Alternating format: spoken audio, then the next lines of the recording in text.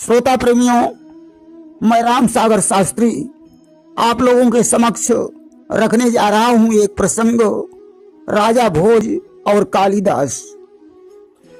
देखिए, मानस में एक चौपाई आती है कि शास्त्र सुचिंतित पुनि पुनि देखियो, अभू पशु से भी तो बस नहीं लेखियो।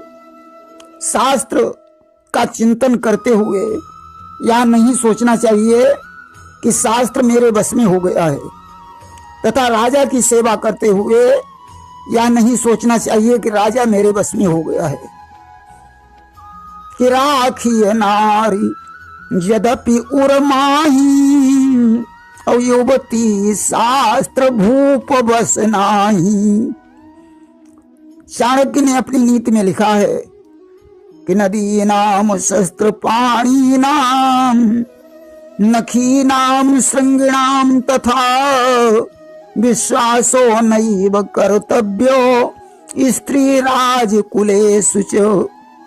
नदी पर, शस्त्रधारी पर, नख और सिंग वाले प्राणियों पर तथा स्त्री और राजा पर कभी विश्वास नहीं करना चाहिए।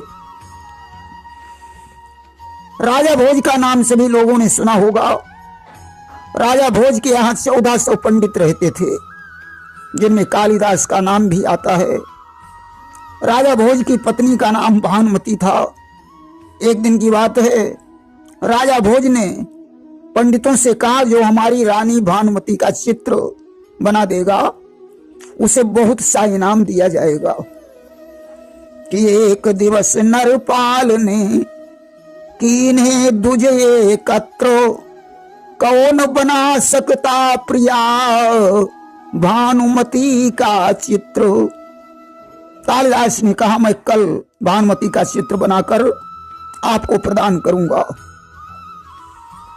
कालिदास घर आए, रात के समय माता सरस्वती का ध्यान करके चित्र बनाने लगे। पूरा चित्र बन जाने के बाद कालिदास ने कलम को कान पर रख लिया। कलम से एक स्याही का बूंद टपका और टपक कर उस चित्र के बाएं पैर के तलवे पर गिरा। कालिदास ने सोचा, मालूम पड़ता है चित्र बिगड़ गया है। सोचा, चलो माता का ध्यान करके ऐसा ही चित्र राजा भोज को दिखाया जाए। कालिदास ने जब भोज को वह चित्र दिया, राजा आश्चर्यचकित हो गया। भानुमती के बाएं पैर के तलवे पर तिल का निशान था। राजा भोज ने विचार किया कि कालिदास इतनी छोटी छोटी बातों को कैसे जानता है।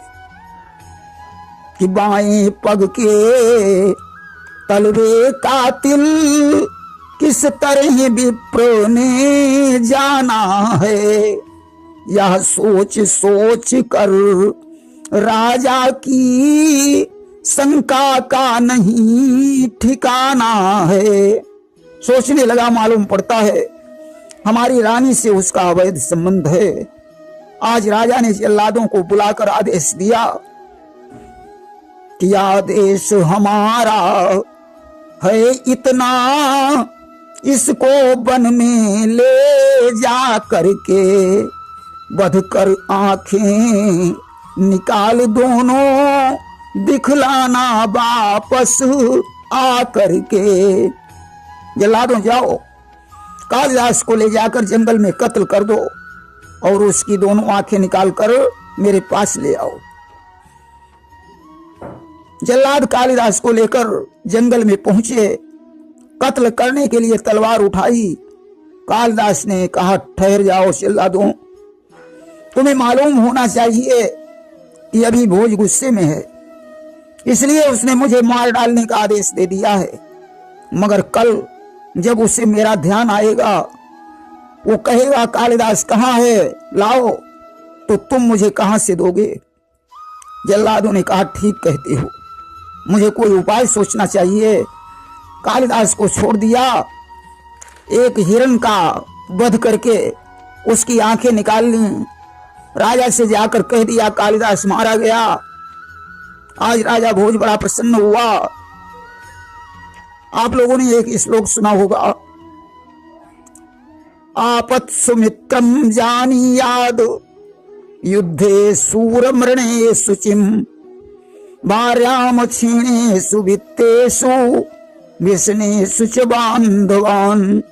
मित्र की पहचान आपत्ति काल में होती है, सूर की पहचान युद्ध में होती है, पत्नी की पहचान धनहीन हो जाने पर होती है।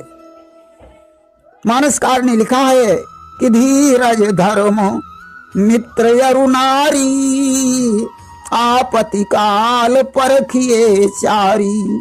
आज कालिदास को अपने वैश्य मित्र की याद आई, उसके घर में पहुंचे, सारा हाल बताया और छुपकर रहने लगे। और इधर एक दिन की बात है, राजा भोज शिकार खेलने के लिए जंगल में गया कि एक दिवस नप चले उ शिकारा और सघन विपिन महु नप पगुधारा। अचानक झाड़ी में खरखराहट सुनकर राजा एक वृक्ष पर चढ़ गया। उसने देखा एक सिंह भालू को रपटाता हुआ आ रहा है।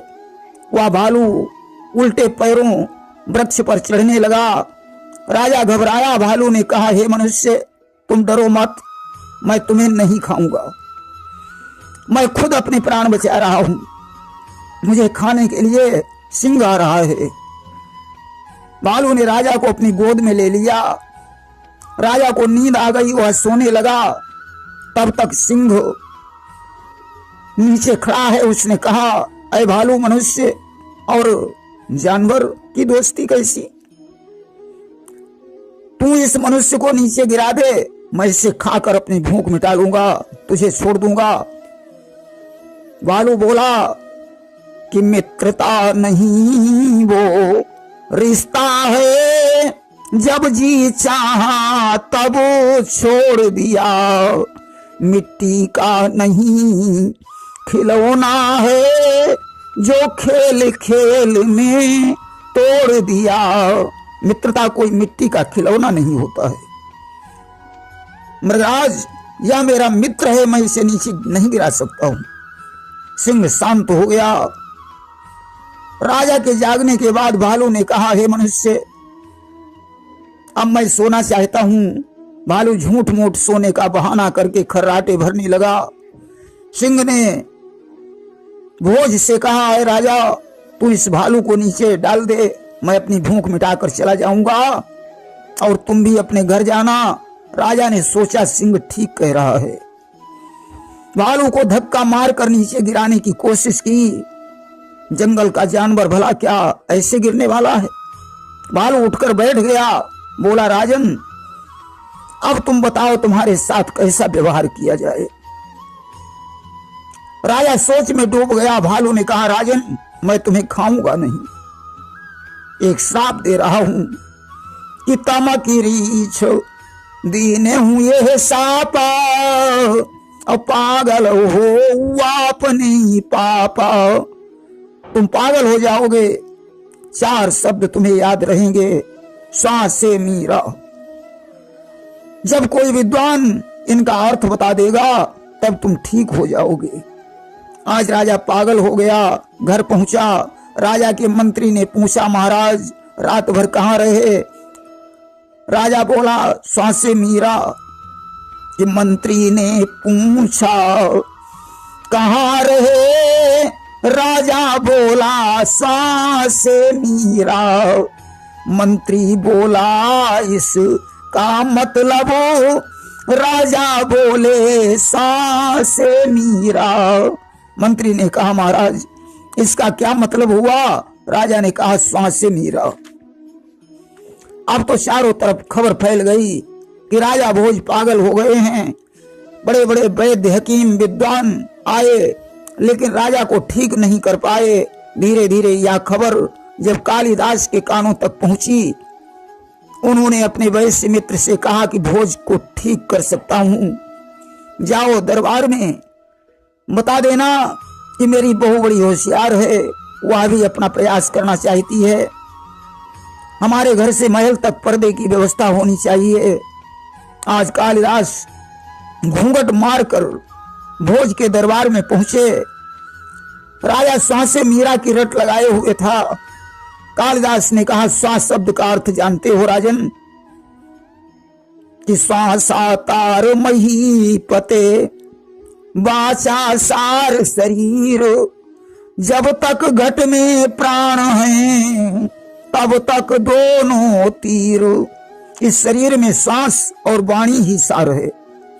जागते हुए सोते हुए श्वासें चलती रहती हैं। जब तक मनुष्य के शरीर में प्राण रहते हैं तब तक ये दोनों शरीर में रहती हैं। कि श्वासातारम शरीरस्य वाचा सारम महीपते। राजा ने कहा, जैसा व्यवहार तुमने सोते हुए भालू के साथ किया, ऐसा व्यवहार तुम्हें नहीं करना चाहिए। राजा की चौथाई मर्ज समाप्त हो गई। अब तो राजा से मीरा रटने लगा। कालिदास ने कहा, राजन से शब्द का अर्थ जानते हो? सेतु बंध रामेश्वरम गंगा सागर संगमे, मुच्यते ब्रह्म हत्याया मित्रद्रोही न मुच्यते। कहा, सेतु बंध रामेश्वरम गंगा सागर आदि तीर्थों में जाकर ब्रह्म हत्या का विमोचन हो सकता है, परंतु मित्र से द्रोह करने वाले का पाप नष्ट नहीं होता है। राजा की आधी मर्ज समाप्त हो गई। राजा मीरा रटने लगा। कालिदास ने कहा, मी शब्द का अर्थ जानते हो राजन? कि मित्र द्रोही कृतघ्नश्च तथा विश्वासघातका, तावतम न प्रमुच्यन्ति यावत चंद्र दिवाकरा। मित्र से द्रोह करने वाला, उपकार न मानने वाला और विश्वासघाती का मोक्ष तब तक नहीं हो सकता है जब तक सूर्य और चंद्रमा कायम हैं। अब तो एक हिस्सा मर्ज बाकी रह गई। राजा रा का उच्चारण करने लगा। कालिदास ने कहा, रा शब्द का अर्थ जानते हो राजन? कि राजा नृपति पुत्रो वा यदा मुक्ति प्रवांक्षति, तदा सा काशी गच्छेत मुक्ति तस्य भविष्यति। राजा या राजा का पुत्र यदि अपनी मुक्ति चाहता है तो काशी चला जाए, वहां उसकी मुक्ति हो जाएगी। जप जोग विराग सुहागमयी, शुचि सोहत मोहत पुष्प प्रभासी, जगजीत विनीत जो मुक्ति चाहिए, और सब आस बिहाय सो सेवई काशी। अब तो भोज बिल्कुल ठीक हो गया। उसे विश्वास हो गया कि ये कालिदास हैं। आज उसने प्रश्न किया कि बधू नवेली मनहरणी, भवन बसहु तृण डाल, बाहर पग नाही दियो, तुम कस जान्यो हाल। गृहे वसति कल्याणी हस्तभ्याम न गच्छति, मनुष्य भाल संवादम कथम जानासि सुंदरी। हे सुंदरी, तुम घर में रहती हो, एक पग भी बाहर नहीं जाती, फिर ये भालू और हमारे बीच का संवाद तुमने कैसे जान लिया? कालिदास ने कहा, राजन सुनो कि मम जिह्वा वस सरस्वती, सुनहु भोज नरपाल, तिनकी कृपा असीम सो, हम जान्यो सब हाल। कि दुजदेव प्रसादेन जिह्वाग्रे वसति सरस्वती। ब्राह्मणों की कृपा से मेरी जिह्वा में सरस्वती का वास है। उनकी असीम कृपा से मैंने ये सब जान लिया। जिस सरस्वती ने कालिदास को भानुमति के पैर के तलवे का तिल बता दिया, वह क्या नहीं बता सकती है। अब तो राजा को पूर्ण विश्वास हो गया कि ये कालिदास ही हैं। पर्दा हटाने के लिए आगे बढ़ा। उसने कहा कि इधर चिलमन से हम झांकें, उधर चिलमन से तुम झांको, लगा दो आग चिलमन में, न हम झांके न तुम झांको। आज पर्दा हटा दिया। राजा ने कालिदास को देखा, अपने हृदय से लगा लिया, चरणों पर गिरकर बार बार क्षमा मांगी। कालिदास ने भोज को क्षमा कर दिया। बोलिए वृंदावन बिहारी लाल की जय।